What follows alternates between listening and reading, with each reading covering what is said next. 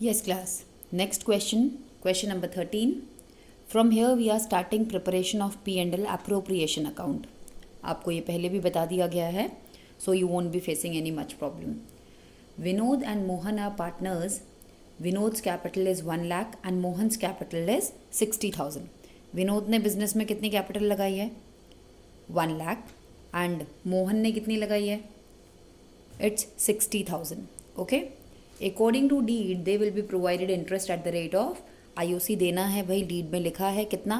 6% per annum. और salary मिलनी है किसको? विनोद को सैलरी मिलनी है 3,000 per month. That means 36,000 a year. Okay. अब आपको P&L एप्रोप्रिएशन अकाउंट बनाने के लिए बोला गया है. You all know how to prepare. Interest on capital देना है. क्वेश्चन में हमें नेट प्रॉफिट कितना दिया हुआ है? नेट प्रॉफिट, सबसे पहले नेट प्रॉफिट आया होगा P&L अकाउंट से हमारे पास. कितना नेट प्रॉफिट है? 80,000. 80,000 हमने नेट प्रॉफिट डाल दिया. अब हमें क्या क्या बोला गया है डीड में देने के लिए? पहला, इंटरेस्ट ऑन कैपिटल.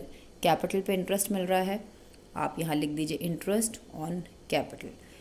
दोनों को मिलेगा, विनोद को भी मिलेगा और मोहन को भी मिलेगा. आपको पता है इंटरेस्ट ऑन कैपिटल आपका P&L एप्रोप्रिएशन में आता है कितना percent? 6%. That is equal to 6,000 and this is equal to 3,600. इसके बाद हमें बोला गया है इन दोनों को 6% हमने दे दिया है. 1 लाख का 6% 6,000, 60,000 का 6% 3,600. हमें इसके बाद विनोद को सैलरी देनी है. विनोद सैलरी कितना? 36,000. हमने सब कुछ दे दिया. अब हमारे पास डिविजिबल प्रॉफिट कितना आएगा ये हमें देखना पड़ेगा. टोटल हमारे पास प्रॉफिट कितना था बेटा P&L अकाउंट से जो आया था? ये जो P&L एप्रोप्रिएशन में कहाँ से आता है? P&L अकाउंट से आता है. सब बच्चों को ऑलरेडी हम इस चीज़ में कर चुके हैं. 80,000 में से ये तीनों खर्चे माइनस करने पर जो भी हमारे पास बचेगा ये प्रॉफिट किसको मिलेगा? ये मिलेगा विनोद और मोहन को, उनकी रेशियो में. क्वेश्चन में रेशियो नहीं गिवन है तो यानी कि कितना मिलेगा? इक्वल मिलेगा. क्या मेरी बात समझ आ गई? तो हमारे पास 34,400 बच रहा है. 17,200 इनको मिलेगा, 17,200 इनको मिलेगा. 80,000 में से तीनों खर्चे माइनस करने के बाद हमारे हाथ में 34,400 रुपये बचे. ये पैसा किसको मिलेगा? इन दोनों को मिलेगा. आपको याद रखना है जब भी आप यहाँ पार्टनर्स को देंगे यहाँ लिखेंगे capital account. Capital, Vinod's capital, Mohan's capital. Clear? I hope this question is clear to you. Okay, moving to next question. Yes, moving to question number 14. Question number 14 में 3 partners are there, X, Y and Z. तीनों के Capitals हमें दी हैं 5 lakhs, 5 lakhs, 2.5 lakhs. आगे हमें बोला गया है इंटरेस्ट ऑन कैपिटल देना है तीनों को 10%. हमने रफ में निकाल के कर लिया. 50,000 इसका आएगा, इसका भी 50,000 आएगा, इसका 25,000 आएगा.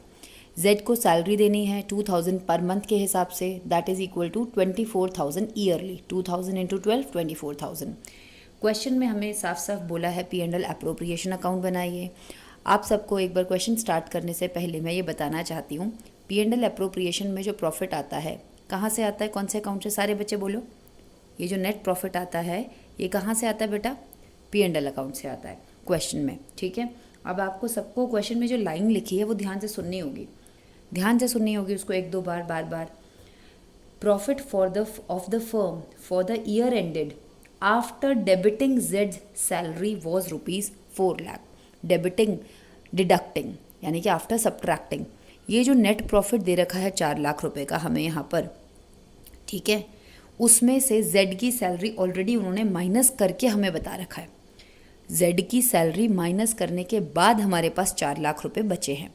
आप मुझे एक बात बताइए सारे बच्चे, Z की सैलरी कहाँ आनी चाहिए? कौन से अकाउंट में आनी चाहिए?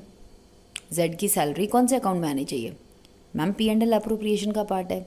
तो Z की सैलरी को तो आप P&L एप्रोप्रिएशन में लिखते हैं कि नहीं लिखते हैं? Z की सैलरी को यस मैम यहाँ लिखते हैं. तो ये पहले से कैसे माइनस हो सकती है? Z की salary, are you getting my point? Z की सैलरी जो है वो P&L एप्रोप्रिएशन अकाउंट में ही माइनस होती है. जैसे कि इससे पहले वाले क्वेश्चन में किया, नेट प्रॉफिट में से सारे खर्चे माइनस करते हो ना, सैलरी माइनस करते हो, तो यहाँ इस क्वेश्चन में क्या गिवन है कि सैलरी माइनस करने के बाद उन्होंने हमें 4 लाख रुपए, मैम बिल्कुल रॉन्ग किया इन लोगों ने। सैलरी तो हम माइनस करते P&L अप्रोप्रिएशन अकाउंट में, इन्होंने पहले से अगर कोई ऐसा खर्चा माइनस कर रखा है जो P&L अप्रोप्रिएशन का पार्ट है, समझ रहे हैं। अगर नेट प्रॉफिट में से कोई ऐसा खर्चा पहले से ही माइनस कर रखा है तो इन्होंने बहुत गलत काम किया है। पहले हम उस खर्चे को ऐड करेंगे यहाँ पर 4 लाख में जेड की सैलरी ऐड करके, क्योंकि मैम जेड की सैलरी माइनस करके नहीं देना चाहिए इनको नेट प्रॉफिट, जेड की सैलरी तो हम माइनस करेंगे इस अकाउंट में। तो आप लोगों को याद रखना है नेट प्रॉफिट का मतलब होता है सारे P&L अकाउंट के खर्चे माइनस होने चाहिए थे मैम, कोई ऐसा खर्चा माइनस नहीं होना चाहिए था जो P&L अप्रोप्रिएशन का पार्ट है। क्लियर। तो यहाँ पे आपको 4 लाख रुपए जो दे रखे हैं वो जेड की सैलरी माइनस करके दे रखे हैं, तो आप वापस से जेड की सैलरी को क्या कर दीजिए, ऐड कर दीजिए, फिर हम यहाँ माइनस करेंगे। क्लियर।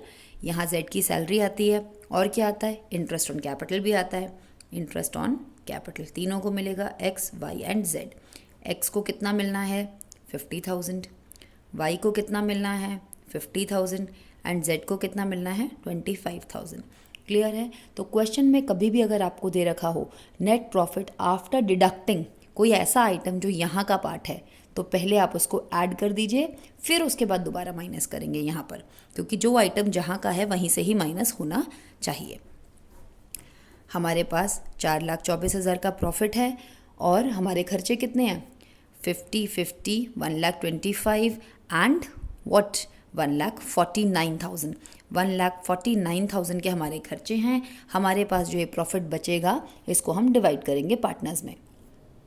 हमारे पास 4,24,000 में से हमने ये सारे खर्चे माइनस करे तो हमारे हाथ में 2,75,000 प्रॉफिट रह गया, जिसको हम डिविजिबल प्रॉफिट बोलते हैं। और ये डिविजिबल प्रॉफिट किसके बीच में डिवाइड होता है, पार्टनर्स के बीच में डिवाइड होता है। किस रेशो में, जो क्वेश्चन में गिवन है रेशो कितनी गिवन है हमें क्वेश्चन में 2:1, यानी कि 2/5, 2/5, 1/5 ऑफ वॉट, ऑफ 2,75,000।